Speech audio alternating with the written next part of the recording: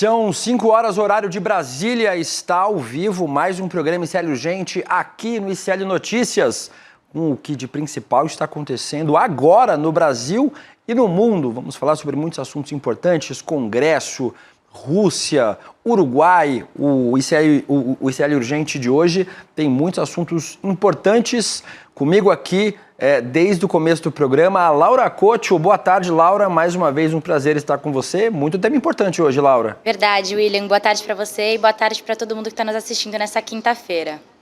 É isso, Laura. Vamos começar falando. Daqui a pouquinho, o Rodrigo Viana vai estar aqui com a gente. Vai voltar também no ICL Notícias segunda edição, com a Gabriela Varela e com o Chico Sá. Mas agora, Laura, vamos começar falando sobre o presidente Lula. Antes de chegar no Uruguai, o presidente Lula está, neste momento, no Uruguai, participando da despedida do Pepe Mujica, ex-presidente que morreu na terça-feira. O presidente deu uma bronca nos seus ministros durante a viagem de volta entre China e Uruguai. A Folha de São Paulo traz a informação de que o presidente fez questão de deixar claro para os seus ministros que viajaram com ele para a China e que estão voltando agora aqui para a América do Sul, que está inconformado com o vazamento de informações sobre um jantar entre ele, a primeira-dama Janja Lula da Silva, o presidente chinês Xi Jinping e parte da comitiva brasileira que está no país. A gente falou sobre isso ontem, esse jantar aconteceu e a informação que teria vazado é que a primeira-dama, a Janja, teria feito críticas à gestão do TikTok, que tem permitido conteúdos de intolerância, por exemplo, e isso gerou um constrangimento. A bronca teria acontecido no avião, no caminho de volta ao Brasil. Laura Couto, quem é que tomou o sabão do presidente Lula no avião voltando para o Brasil? William, de acordo com a coluna da Mônica Bergamo, a viagem já estava quase no meio do percurso para voltar para o Brasil, quando o presidente Lula resolveu dar uma prensa geral nos ministros que estavam presentes no avião. Ele iniciou a fala dizendo que o vazamento contra a Janja foi muito grave e que acha inadmissível que pessoas escolhidas a dedo para ir ao jantar quebraram a confiança dele, atacando a Janja. O Lula ainda classificou o episódio como uma deslealdade e que os ataques à Janja também expõem o presidente. Lula afirmou que não vai abrir uma investigação para descobrir qual ministro que fez os ataques à Janja e nem vai pedir para ver o celular de ninguém. Ele também não acusou nominalmente nenhum ministro suspeito pelo vazamento. Vale lembrar, William, que dos 11 ministros que viajaram com Lula, 5 estavam presentes no jantar. Foram eles Carlos Fávaro, da Agricultura, Alexandre Padilha, da Saúde, Simone Tebet, do Planejamento, Mauro Vieira, das Relações Internacionais, Alexandre Silveira, de Minas e Energia e Rui Costa, da Casa Civil. William. Laura, eu conversei hoje com pessoas que estiveram nessa comitiva, voltando com o presidente Lula. A informação que eu tenho é que o presidente sabe quem foi. A Mônica Bergamo, da Folha de São Paulo, disse que o principal suspeito é o Rui Costa, o ministro da Casa Civil. Mas eu conversei com algumas pessoas que têm certeza que foi o Rui Costa e o presidente Lula tem essa informação. A gente não sabe o que vai acontecer a partir daí, mas a informação teria vazado para a imprensa e com essa condição de constrangimento, o que outras fontes negaram, né, que não foi um constrangimento, mas na verdade foi uma conversa amistosa durante o jantar, teria partido do ministro da Casa Civil, o Rui Costa. A gente vai ver se vai ter alguma repercussão mais grave para o ministro ou se o presidente Lula vai deixar por isso mesmo, né? Parece que parte da imprensa também aumentou esse episódio de uma maneira desproporcional, né? O que era uma conversa dentro de um jantar acabou virando um constrangimento diplomático. Outras fontes, por exemplo, jornais dos Estados Unidos que acompanharam essas reuniões, essa comitiva, não citaram nenhum constrangimento. Então, talvez aí a fonte que acabou vazando esse jantar tenha exagerado ou aumentado as informações em relação a um constrangimento que pode ter acontecido. Agora, um constrangimento de verdade, dessa vez aqui no Brasil, em Santa Catarina. Mais uma fala absurda vindo de um membro da família Bolsonaro. O filho 04 do ex-presidente Jair Bolsonaro, o vereador Jair Renan Bolsonaro, do PL, afirmou que a ditadura militar foi, abre aspas, a melhor época do Brasil para a maioria dos mais velhos. A fala aconteceu durante a votação de um projeto de lei que cria o Dia Municipal da Democracia em Balneário Camboriú, cidade do litoral norte de Santa Catarina, onde o Jair Renan é vereador. Vamos assistir a fala. Eu vejo muitos vereadores aqui da base do governo assinando embaixo. muitos mais velhos, que também acompanharam o regime. E a maioria dos mais velhos, se você perguntar, foi a melhor época do Brasil. E para finalizar, eu não acredito na Comissão da Verdade criada por Dilma Rousseff. Vocês conhecem o passado da Dilma Rousseff, né? Essa galerinha aí é fogo. A gente já pede desculpa, né, Laura, por ter trazido o Jair Renan Bolsonaro aqui para quem está assistindo o ICL Urgente, mas a fala absurda precisa ser questionada e parece que vereadores na Câmara de Balneário Camboriú fizeram isso, né? William, nada mais me surpreende, mas essa proposta que sugere a criação do Dia Municipal da Democracia em Balneário Camboriú, ela é de autoria do vereador Eduardo Zanata, do PT. O projeto prevê uma comemoração da data para o dia 3 de março, em homenagem ao primeiro prefeito da cidade, o Higínio Pio, que foi assassinado em 1969 pela ditadura militar.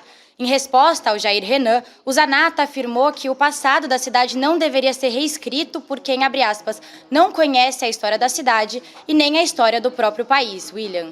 Laura, como as pessoas que assistem aqui o ICL sabem, eu cresci em Santa Catarina, morei quase a minha vida inteira em Balneário Camboriú. Quem já foi para lá sabe que tem uma praça na Praia Central que chama Praça Higínio Pio, em homenagem a esse prefeito. Higínio Pio foi o primeiro prefeito de Balneário Camboriú, a cidade foi criada nos anos 60, e o Higínio Pio foi o primeiro prefeito.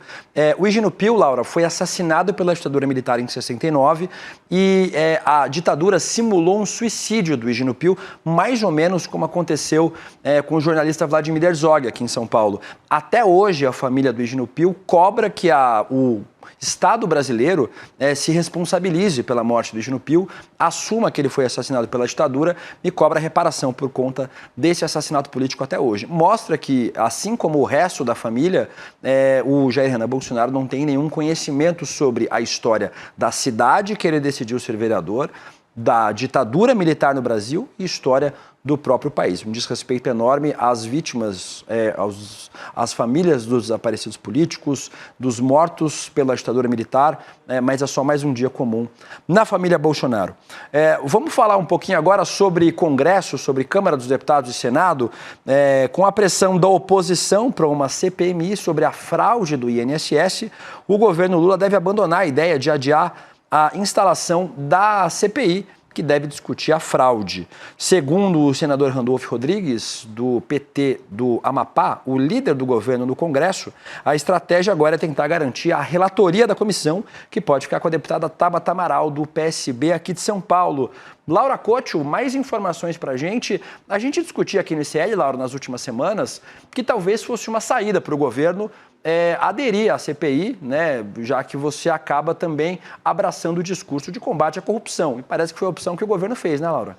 Foi isso mesmo, William. O requerimento da criação da CPMI foi protocolado na segunda-feira pela deputada Coronel Fernanda, do PL do Mato Grosso, e pela senadora Damares Alves, do Republicanos do Distrito Federal. Mas o líder do PT no Senado, Rogério Carvalho, afirmou que vai assinar o pedido para abertura da comissão para investigar os descontos indevidos dos aposentados do INSS. A declaração foi dada hoje em uma sessão no Senado que ouviu o ministro da Previdência Social, Volney Queiroz. William. Laura, importante demais, a gente comentava aqui essa semana durante o N1, eu, o Leandro Demore, o César Calejon, sobre essa decisão do governo. Parecia mais acertado aderir à criação da CPI ou da CPMI, no caso, se for uma comissão junto com o Senado. Porque a gente lembra o que foi a CPI, por exemplo, da Covid. A oposição aderiu à criação da CPI da Covid para falar sobre desvios de recursos em compras de respiradores do Nordeste, pelo consórcio Nordeste. Quem acompanhou a CPI da Covid sabe do que eu estou falando. No caso, a CPI da Covid foi criada por um deputado do PL, pelo André Fernandes, do PL do Ceará. E acabou sendo, talvez, um dos principais tiros no pé dados pela oposição bolsonarista ao governo Lula. Causou muito desgaste ao Bolsonaro, ao Jair Bolsonaro, aos membros do seu governo e também à extrema-direita. Me parece que é uma decisão muito ruim para o bolsonarismo, já que a gente sabe que as primeiras suspeitas surgiram no governo Bolsonaro. E isso tem a ver com o que o Jornal Nacional da TV Globo trouxe Ontem, um servidor do INSS denunciou os descontos indevidos em pensões e aposentadorias à Polícia Federal ainda em 2020. Quem era o presidente da República em 2020? Era o Jair Bolsonaro. Depois de detectar os desvios, ele começou a receber ameaças de morte. O servidor, que trabalhava na direção central do INSS, disse que detectou um aumento anormal no número de associações e de uma entidade investigada em 2020. Para vocês terem uma ideia, essa entidade passou de 80 mil para 250 mil associados em apenas 9 meses, um crescimento de 212%. Lembrando, 2020, durante a pandemia de Covid-19. Então, para o bolsonarismo aderir a essa CPI, talvez seja um tiro no pé. Talvez as investigações acabem levando para caminhos muito pouco construtivos para a extrema-direita. Vamos continuar falando sobre Câmara dos Deputados. O caso do deputado Alexandre Ramagem, do PL, tem causado tensão entre a Câmara e o Supremo. Isso porque os parlamentares da extrema-direita estão reagindo à decisão do STF, do Supremo, de manter a ação contra o Ramagem, mesmo depois da Casa ter votado pela suspensão total do processo. Agora, os líderes partidários têm levado ao presidente da Câmara, o deputado Hugo Mota, do Republicanos da Paraíba, a ideia de ressuscitar a PEC que limita decisões monocráticas do STF. Laura Couto, parece que esse arranca-rabo entre Câmara dos Deputados e STF está longe de terminar, né? William, nos bastidores, os deputados afirmam que o objetivo agora é acelerar a instalação de uma comissão especial que vai analisar a proposta para ressuscitar essa PEC. Essa PEC busca restringir decisões solitárias de ministros do STF, STJ e TSE, que teriam o efeito de suspender normas já aprovadas pelo Legislativo. Para isso acontecer, os parlamentares têm pressionado o Hugo Mota, como você citou, William, para dar andamento à proposta. A PEC em questão foi aprovada no Senado em 2023 e está na gaveta da Câmara desde outubro de 2024. E a notícia para a extrema-direita não é boa, né, Laura, sobre o recurso no STF, porque o ministro Alexandre de Moraes vai ser o relator da ação apresentada pela Câmara dos Deputados, que questiona a decisão da primeira turma do Supremo. A distribuição foi feita por prevenção e não por sorteio. Então não dá nem para culpar o algoritmo do STF dessa vez. Isso porque o ministro Alexandre de Moraes já é relator de outras 2 ações sobre o mesmo tema no STF. Então a ação vai automaticamente para o ministro que já tem ações sobre o mesmo assunto, no caso, o ministro Alexandre de Moraes. Ainda sobre Câmara dos Deputados e tensão com o Supremo, dessa vez o deputado Nicolas Ferreira, do PL de Minas Gerais. O clima já não está bom e tende a ficar ainda pior. O deputado Nicolas Ferreira protocolou um pedido de impeachment contra o ministro do STF, Flávio Dino, por suposto crime de responsabilidade. A representação acusa o ministro de atuação político-partidária, o que é proibido para ministros do Supremo. Laura Couto, a gente falava sobre tensões entre STF e Câmara, mais um capítulo agora protagonizado pelo deputado Nicolas Ferreira. Pois é, parece que essa tensão só vai acirrar cada vez mais. Essa decisão do Nicolas Ferreira aconteceu depois que o ministro Flávio Dino sugeriu uma chapa imbatível para as eleições do governo do Maranhão, encabeçada pelo Felipe Camarão, do PT, atual vice-governador do estado. A declaração do ministro Dino aconteceu durante uma aula magna do curso de Direito do Centro Universitário da UNDB, em São Luís, no começo da semana. O evento contou com a presença do Felipe Camarão, que também é professor da universidade. Na ocasião, o Dino disse o seguinte, abre aspas, "É um prazer te ver, Felipe. Em nome dessa amizade, quero te dar uma sugestão. Coloque Tereza como vice-governadora, que essa chapa vai ficar imbatível." A Tereza que ele cita é professora de Direito, Tereza Helena Barros, William. Laura, sem querer concordar com o Nicolas Ferreira, o ministro Flávio Dino podia ter evitado esse constrangimento. Desde que assumiu a toga e deixou o mandato, né, o ministro Flávio Dino tinha sido eleito senador da República, antes tinha sido deputado, tinha sido ministro, tinha sido governador de estado. Flávio Dino não precisava desse constrangimento. Me parece claro que, como sempre, as proposições da extrema-direita, da oposição no Congresso, são extremadas, né? Assim como quase tudo que a extrema-direita faz. Mas, nesse caso, o ministro Flávio Dino podia ter se poupado de ter que responder agora a esse pedido de impeachment. Não me parece que exista hoje clima político para aprovar o impeachment de um ministro do STF, mas, obviamente, o que a Câmara dos Deputados, o Centrão e em especial a extrema-direita puder fazer para desgastar essa relação entre os parlamentares e os ministros do Supremo, eles farão. Mais uma tentativa de desgastar a imagem pública de um ministro do STF, e em especial o ministro Flávio Dino, que tem sido aí uma voz muito ativa para discutir as emendas parlamentares, a farra das emendas. O ministro Flávio Dino é quem tem segurado esse tema na unha no STF. Isso tem causado um grande descontentamento na Câmara dos Deputados. Qualquer oportunidade que os deputados tiverem de atacar o ministro Flávio Dino, eles o farão, em especial, para tensionar ainda mais a relação entre os poderes. E falando em deputados, Laura Couto, a gente tem notícia urgente, é isso? É isso mesmo, William. Notícia urgente que saiu agora: o presidente da CBF, Confederação Brasileira de Futebol, o baiano Edinaldo Rodrigues, foi afastado hoje do cargo.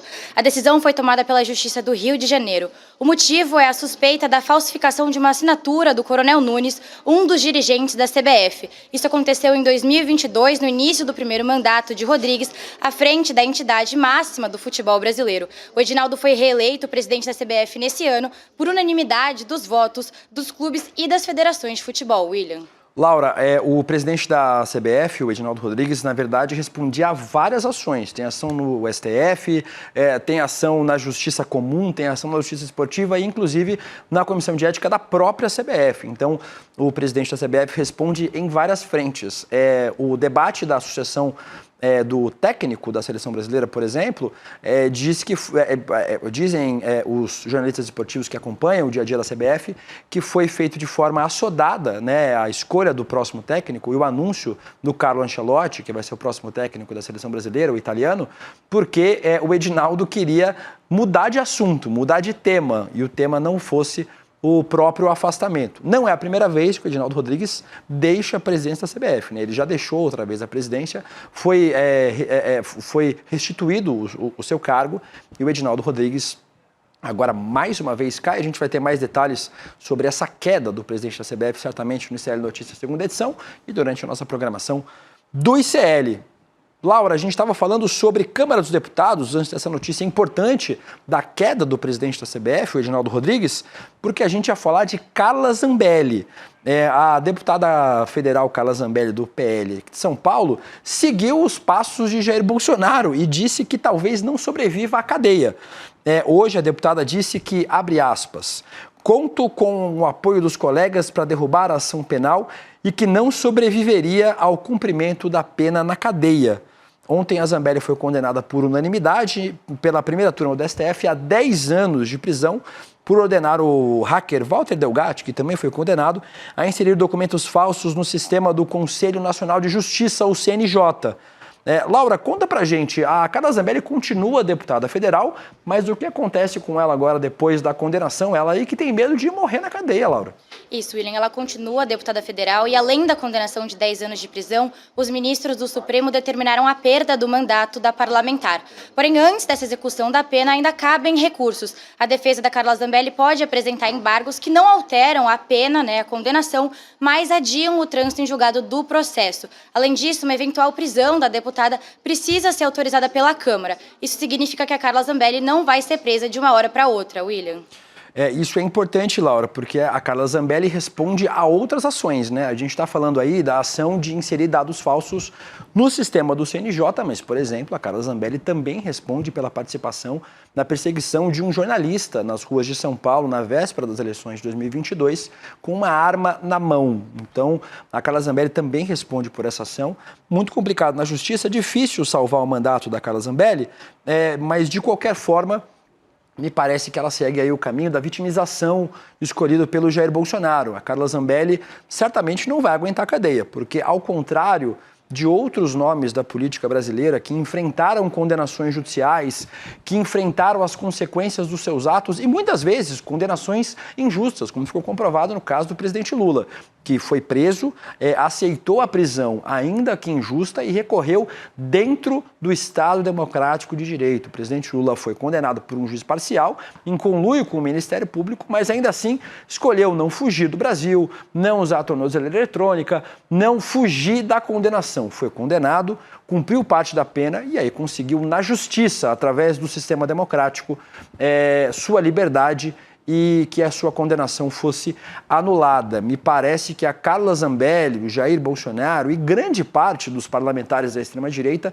não tem a fibra necessária para enfrentar as consequências de seus atos. Por isso, o Jair Bolsonaro falou nessa semana que morreria na prisão caso fosse preso, e a Carla Zambelli segue seus passos aí, dizendo que também morreria na prisão caso fosse condenada e presa. Condenada ela já está, só falta ser presa.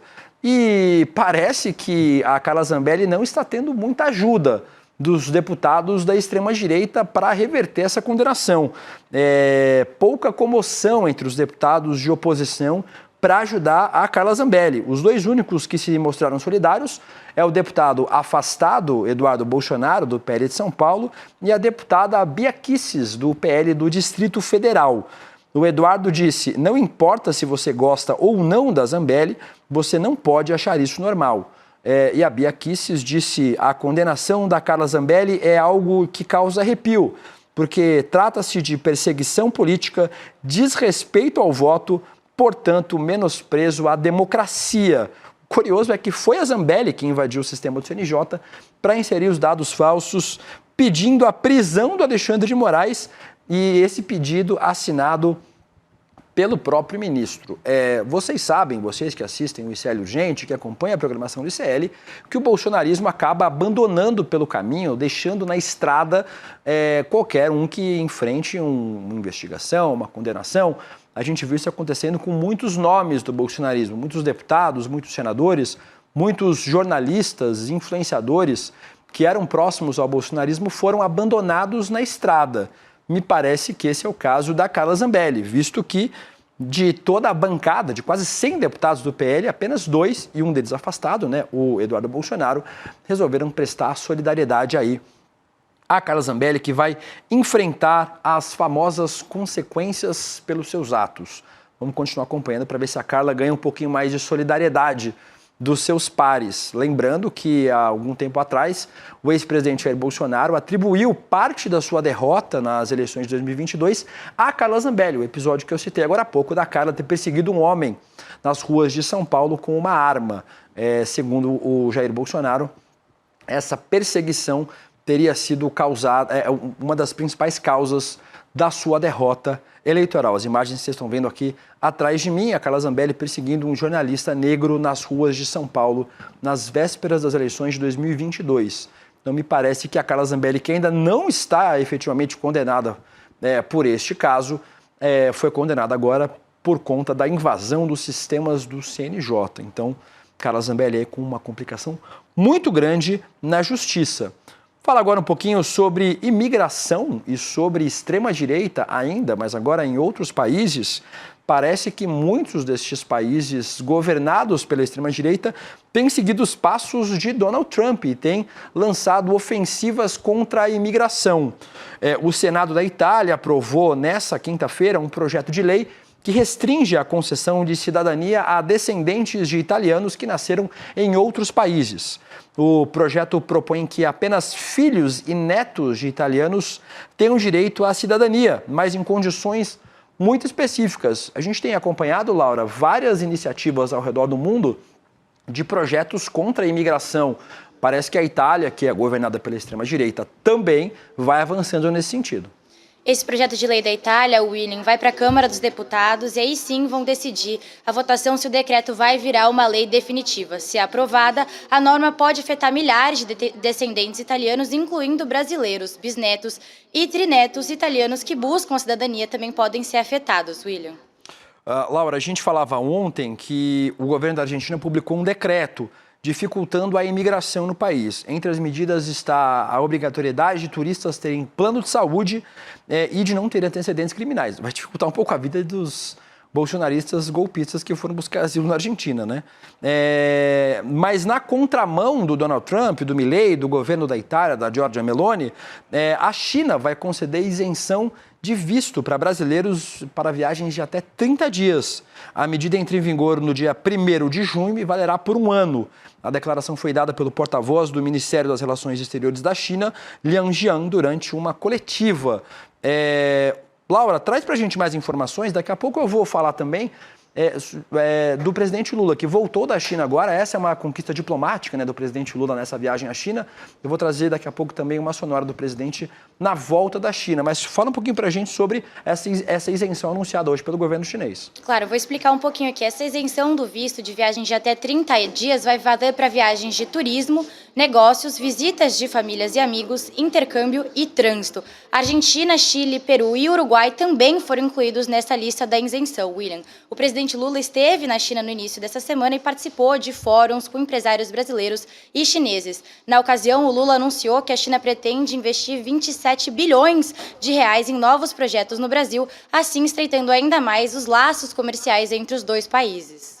Laura, a gente chamou no começo do programa o Rodrigo Viana aqui a participar dessa edição do Urgente. O Rodrigo não conseguiu, por conta de problema técnico, participar agora. Vamos torcer para que ele consiga entrar daqui a pouquinho no ICL Notícias segunda edição, com a Gabriela Varela, com o Chico Sá e com o grande elenco do nosso ICL N2.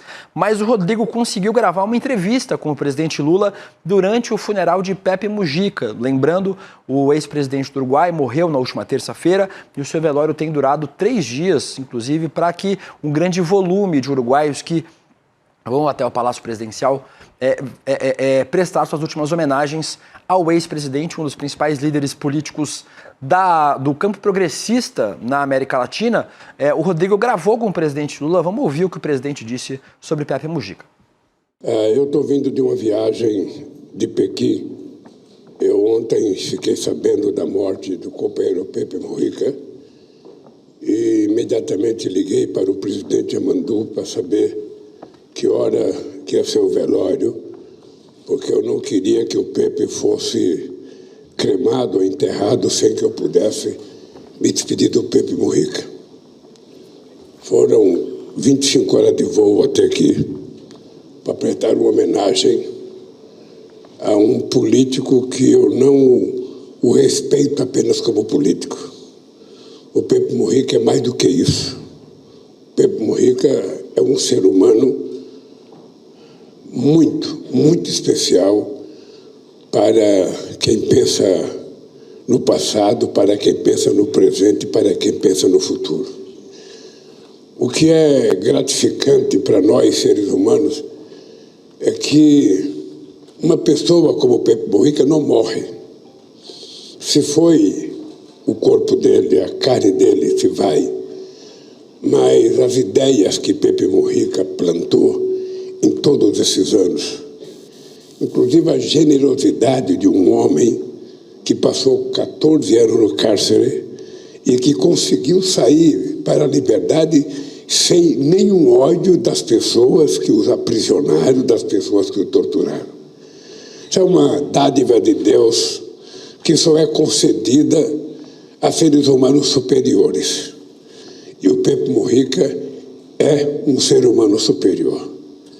É uma pessoa que tem poucas no mundo com a similaridade, com a competência política, com a capacidade de falar com, sobretudo, a juventude, como o Pepe Mujica.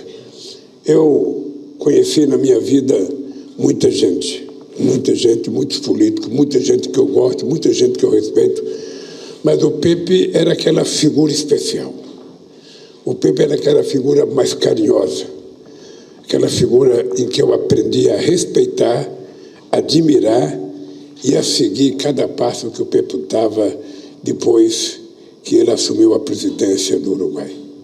Então eu não podia deixar de vir me despedir dele e da esposa dele, que tanto quanto o Pepe é uma figura muito admirável. Eu saio daqui com muita tristeza, porque nós tivemos nesses últimos 15 dias 2 perdas irreparáveis. O Papa Francisco, que era um ser humano muito, muito, muito especial, com uma concepção humana muito grande, com uma generosidade acima da média da humanidade, e agora o Pepe Mujica o acompanha.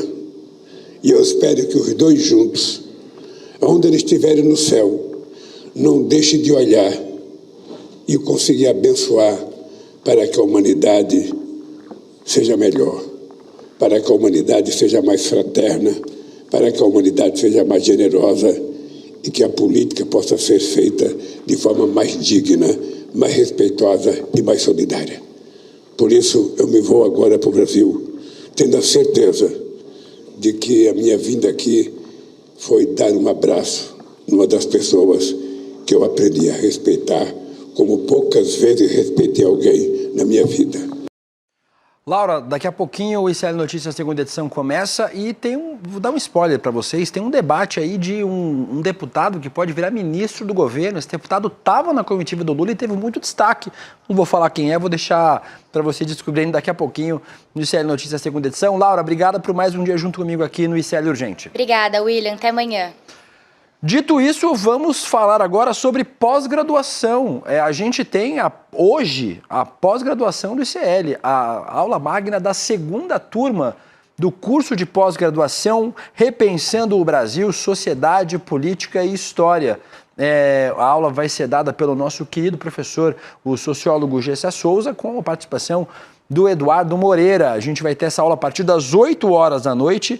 Lembrando, só aqui no ICL você tem, no Instituto Conhecimento Liberta, você tem uma pós-graduação com os melhores professores e o melhor preço do mercado. Pesquisa e depois você me diz. Vire meu colega de turma, né? Já que eu sou aluno da primeira turma da pós-graduação do ICL. Se inscreva aí em iclurgente.com.br.